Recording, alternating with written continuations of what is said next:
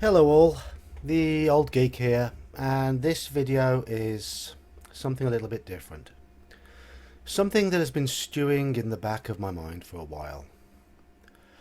I apologise in advance as I may ramble in this one, but bear with me, please. I'm going to get more than a little personal. Before I get into the bones of it though, I do have a favour to ask.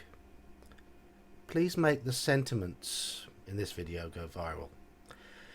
As if even one member of a certain group opens their eyes and changes their attitude, then it will have succeeded. The YouTube data for my channel tells me that the vast majority of people who see my videos are very much like me. Male, aged around 50. And many of the comments indicate that a lot of you had a very similar route into and through the hobby as I did. Early 80s, starting with basic and AD&D. And no doubt many of you will have seen and hopefully been able to ignore the online vitriol that exists towards us. Not just from the newer wave of gamers, but seemingly from the companies who vie for their business. Right, let's go back in time a little bit. As a child I was irritating, hyper intelligent but immature. Able to devour masses of information, but only in topics that interested me. I was obsessive. I bounced between ultra-competitive and disinterested. I was unable to control my tongue, which at times could be very sharp. But yet I was always the last one to understand a joke, and awkward in social situations unless the environment made me comfortable. Whereupon I could go to the other extreme. Despite my intellectual ability, I nearly failed university, as I was impulsive and disorganised and constantly chasing excitement. On nights out in my group of friends, I was the constant. I was always out, always drinking, always partying. I was still emotionally immature. These issues carried on into the workplace. I could be highly productive, but in bursts, if the task and the environment were suitable. But if forced to work in a noisy place with a lot going on, I would lose all focus and get frustrated. I still had little or no filter in social situations. The corporate environment just did not suit me. My antidote for the awkwardness I felt was still to have a drink, and I didn't know when to stop. Thus my work life has been a bit of a battle. I've bounced around, never really progressed. Luckily I met my wife in the late 90s, and she brought some stability to me, and we have two wonderful teenage kids.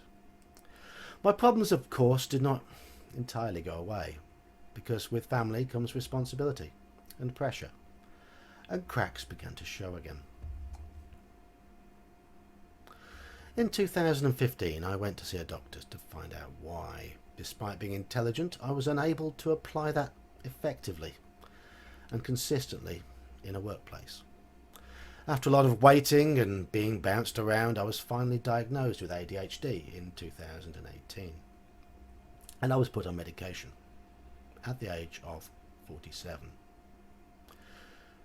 Was I 46? Yeah, just before I was 47. This made sense at the time, as I'd always been in search of a dopamine hit from somewhere. I was competitive. I played a lot of sport. I did a lot of quizzes. I captained a cricket team aggressively and creatively. I'd blown thousands of pounds competing in motorsport, and I'd also taken up judo. I now have a black belt. I'm very proud of that. But the medication only had a mild effect.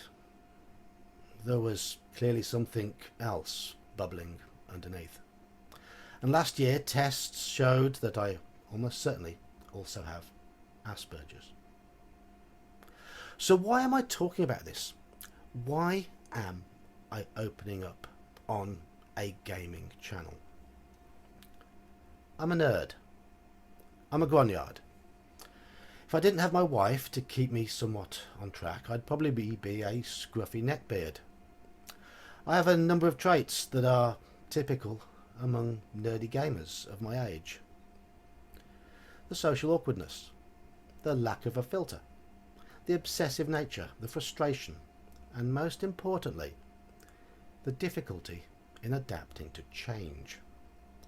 We develop coping mechanisms, and this is most evident in people who are unaware of exactly why they are how they are, because they develop the mechanisms naturally in response to the world. I lived into my 40s knowing I was a bit different, but not knowing why. But I got by, and in order to do so, I found niches where I was comfortable, routines that kept me on track. And it was the pressure of my comfortable little world being changed, largely due to changing responsibilities, that made me struggle and seek help. I'm glad I did. Understanding why I am how I am has helped. I can talk openly to those around me now, as I've learnt a great deal about dealing with the two conditions. Now I know what they are. I do thankfully have them both quite mildly. Again though, why is this relevant? Why do I want this sentiment in this video to go viral? I'm sorry now if I do step on any toes, but I believe that a high percentage of fellow old school gamers will be similar to me. Many undiagnosed. Because back in the 80s, these conditions were largely dismissed or misunderstood. We were simply the oddballs, the weirdos, the nerds, the outcasts. I watched a video of Dave Arneson giving an interview, and because of what I've learned about myself, I realised within seconds that he was autistic. Which is why those stories about him being passionate about gaming but woefully disorganised now make total sense. Thus, when somebody on Reddit or Twitter or Facebook goes on a rant about us intolerant old grognards with our incorrect views and our antisocial mannerisms and whatever, is it not likely that they are disparaging somebody who has a disability? Someone who, through no fault of their own, struggles to adapt to a changing world and the pressures that are being pushed onto them by society. Someone who often also struggles to vocalise that frustration in a tactful way. And isn't that more than a little hypocritical?